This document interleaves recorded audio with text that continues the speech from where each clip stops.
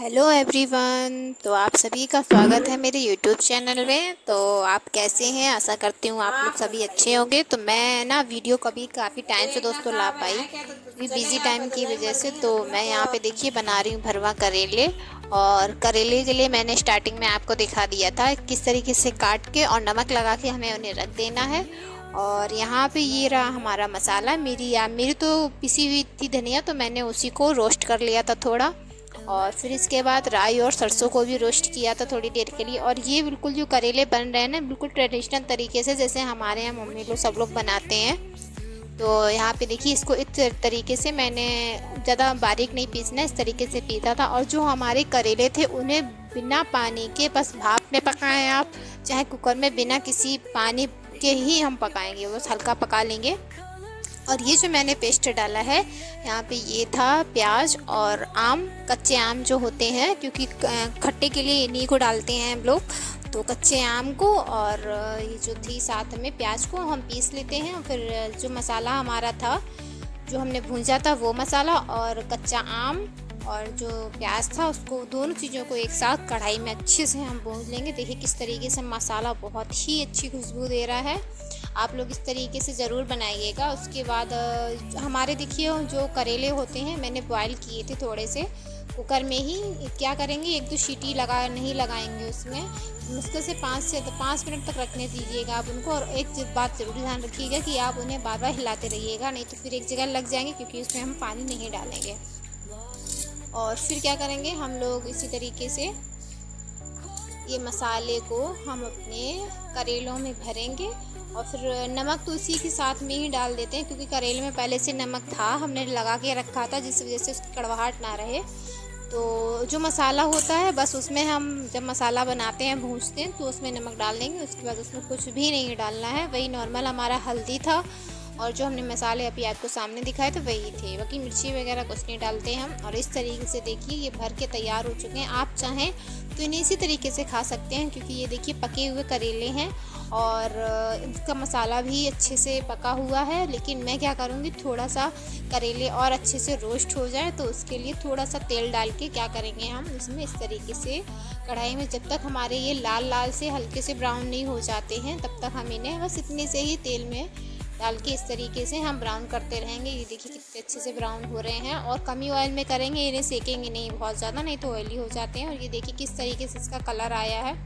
और ये खाने में दोस्तों बहुत ही ज़्यादा अच्छे लगते हैं। इन्हें ये ख़राब भी नहीं होते हैं, क्योंकि मसाला और करेले हमारे अच्छे से पक जाते हैं, तो ये ख़राब भी नहीं होते हैं। इन्हें आप अच्छे से खा सकते हैं। आप खा के बताइएगा, एक बार इस तरीके से ज़रूर बनाइएगा, सभी को पसंद आएंगे ये करेले। और जो हमारी नेक्स्ट रेसिपी है वो है कच्चे आम का अचार, जो कि हमारी दादी लोग, मम्मी, नानी लोग बनाती हैं। उसी तरीके से बनाएंगे, मैंने कोई उस तरीके से नहीं लिया है, बिल्कुल ट्रेडिशनल तरीके से हम अब बनाना सीखेंगे आम का अचार। तो मेरे यहाँ पे हस्बैंड जी 3 से 4 किलो आम थे, जिन्हें मार्केट से ही कटवा के लाए थे। आपके पास अगर मार्केट से सुविधा हो तो कटवा लीजिएगा। फिर नाइट में मैंने क्या किया था, नाइट में ही लेके आए थे। तो नमक और हल्दी को लगा के इस तरीके से मैंने दोनों बर्तन में रख दिया था। फिर मैंने मॉर्निंग में 7 घंटे की हमने क्या की थी, धूप इसे लगा दी थी। और ये धूप लगने के बाद इस तरीके से था। और इसके लिए मसाला सौंफ थी और राई थी, जिसको मुझे थोड़ी सी धूप लगानी थी। आप भी करने से पहले धूप लगा दीजिए तो सही रहता है। तो इस तरीके से मैंने क्या किया था, धूप लगा दी थी। फिर राई को मैंने इस तरीके से पीस लिया था, बिल्कुल महीन नहीं पीसेंगे, और सौंफ को भी पीस लिया था।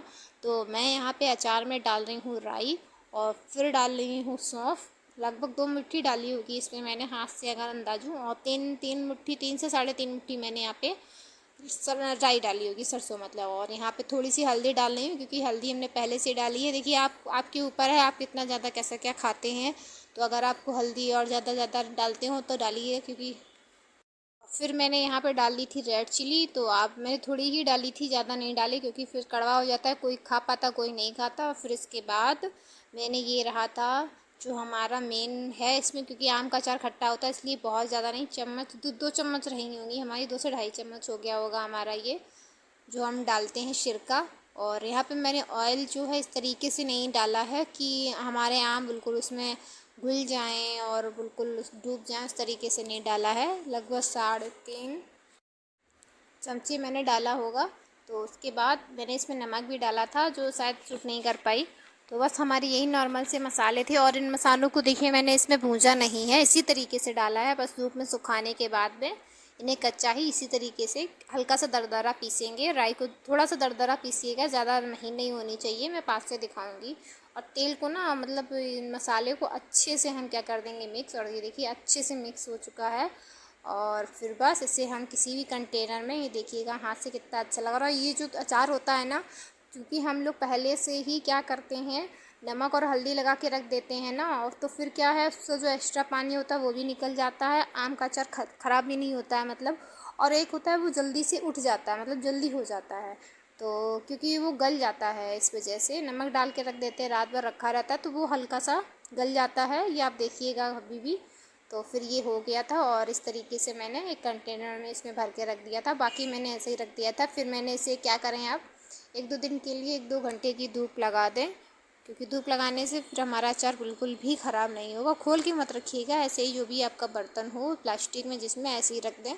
1-2 घंटे की धूप लगा दें, 2 दिन के लिए बस। फिर आपका अचार 1 हफ्ते बाद खाने के लिए रेडी हो जाएगा। तो आप भी बना के देखिएगा इस तरीके से, अचार बहुत ही अच्छा लगता है। मैंने बिल्कुल ही देसी तरीके से बनाया है दोस्तों। तो नेक्स्ट वीडियो में मिलेंगे। आशा करती हूँ वीडियो आपको अच्छा लगा हो, तो सब्सक्राइब कर लीजिएगा। बाय।